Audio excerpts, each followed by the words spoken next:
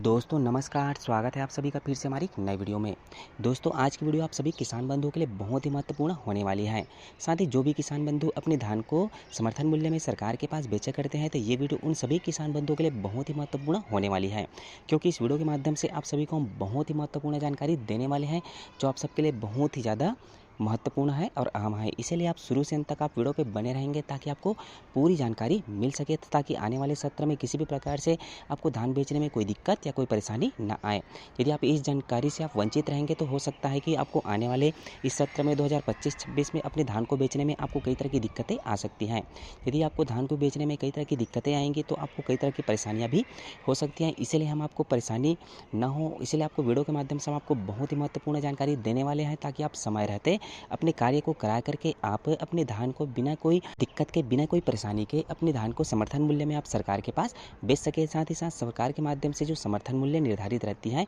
और राशि आप सरकार के माध्यम से प्राप्त कर सके। दोस्तों आप सभी को पता होगा कि प्रत्येक किसान बंधुओं को सरकार के एग्रीस्टेक के पोर्टल में सभी किसान बंधुओं को अपना पंजीयन करवाना अनिवार्य है। यदि कोई भी किसान बंधु अपना पंजीयन नहीं करवाते हैं तो इस साल अपनी धान को वो मंडी में सरकार के पास समर्थन मूल्य के भाव में नहीं बेच पाएंगे। साथ ही साथ आप सभी को बता दूं कि बहुत से ऐसे किसान बंधु होंगे जिन्होंने अपना पंजीयन तो करा लिया है, किंतु उनके जो अलग अलग क्षेत्र में या अलग अलग कहीं कहीं पास जो भी खेत होगा वो खेत उसमें एग्रीस्टेक के पोर्टल में ऐड नहीं हुआ होगा कुछ कारणवश। तो आप अपने खेत को आप जरूर से जो भी खेत, कोई भी खेत यदि उसमें ऐड होने के लिए छूटा होगा तो जरूर से आप समय रहते निजी चॉइस सेंटर सीएससी सेंटर में जाकर के आप अपने खेत को एग्रीस्टेक के पोर्टल में ऐड करा लें। नहीं कराएंगे तो आपका जितना भी खेत होगा जो एग्रीस्टेक के पोर्टल में ऐड होगा उतना ही धान आप अपने इस सत्र मंडी में बेच पाएंगे। यदि आप चाहते हैं कि आपको धान बेचने में कोई भी तरह से कोई भी दिक्कत या परेशानी ना हो तो जरूर से, यदि आपका कोई भी खेत छूटा हुआ होगा तो आप उन छूटे हुए खेतों को जरूर से आप अपने निजी चॉइस सेंटर सीएससी सेंटर में जा करके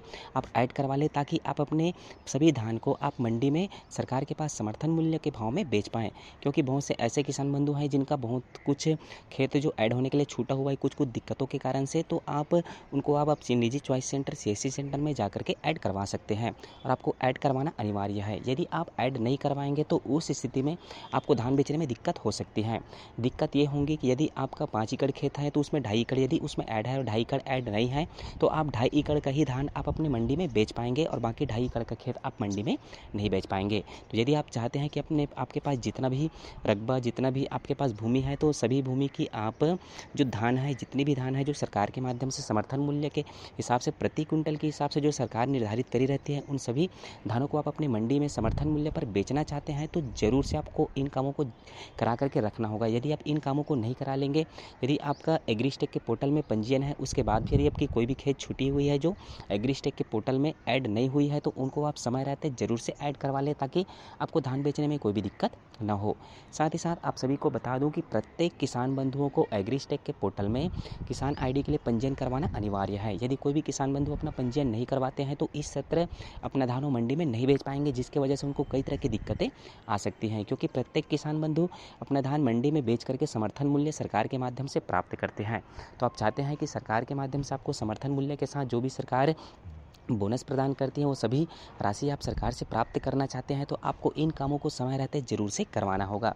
यदि आप नए किसान बंधु हैं तो अपना किसान पंजीयन जरूर से करवा लें, क्योंकि किसान पंजीयन करवाने के बाद ही आप अपना धान सरकार के पास मंडी में बेच पाएंगे। उसके साथ ही साथ आपको किसान आईडी के लिए भी आपको पंजीयन करवाना होगा। यदि आपका किसान पंजीयन हो चुका है, यदि आप एग्रीस्टेक के पोर्टल में अपनी आईडी के लिए आप पंजीयन नहीं कराए हैं किसान आईडी के लिए, तो उस स्थिति में अपने धान को आप मंडी में नहीं बेच पाएंगे। क्योंकि सरकार के माध्यम से सख्त निर्देशित कर दी गई है कि जितने भी किसान बंधु हैं उन सभी को एग्रीस्टेक के पोर्टल में सभी को किसान आईडी के लिए पंजीयन करवाना अनिवार्य है। इसलिए आप समय रहते जरूर से इस मंथ के लास्ट तक के आप अपना एग्रीस्टेक के पोर्टल में जरूर से आप पंजीयन करवा लें। साथ ही साथ किसान आईडी के लिए यदि आपका पंजीयन हो चुका है, साथ ही कोई खेत उसमें ऐड होने के लिए छूटा होगा तो आप समय रहते उनको ऐड आप जरूर से करवा लें, ताकि आपको आने वाले सत्र में किसी भी प्रकार से सरकार के पास समर्थन मूल्य में अपनी धान को बेचने में कोई भी तरह से कोई भी दिक्कत या परेशानी ना हो। साथ ही हमने पिछले वीडियो में आपको बता चुका है कि आप अपने एग्रीस्टेक के पोर्टल में आपने यदि पंजीयन कराए हैं तो पंजीयन की वस्तु स्थिति कैसे देख सकते हैं, आपका जो कार्ड है वो एक्टिव है या नहीं है, अप्रूव हुआ है कि नहीं हुआ है, पूरी जानकारी आप बहुत ही आसानी से खुद के मोबाइल फ़ोन के माध्यम से आप चेक कर पाएंगे। होंगे, तो इसके बारे में आपको वीडियो के माध्यम से पहले ही बता चुका हूँ। तो चाहे तो आप वीडियो को विजिट करके आप पूरी जानकारी वहाँ से देख सकते हैं। तो जितने भी किसान बंधु हैं, यदि इनमें से आपका कोई भी कार्य नहीं होगा, यदि आप किसान पंजीयन नहीं कराए हैं या तो फिर एग्रीस्टेक के पोर्टल में आपका पंजीयन नहीं हुआ है, तो इस मंथ के लास्ट तक के जरूर से आप अपना पंजीयन करवा लें, क्योंकि पंजीयन होने के बाद ही आप अपना धान सरकार के पास मंडी में बेच पाएंगे, तभी जा करके आपको समर्थन मूल्य का लाभ मिलेगा। यदि आप समर्थन मूल्य का लाभ लेना चाहते हैं तो इन कामों को आपको जरूर से करके रखना होगा, तभी आप समर्थन मूल्य का लाभ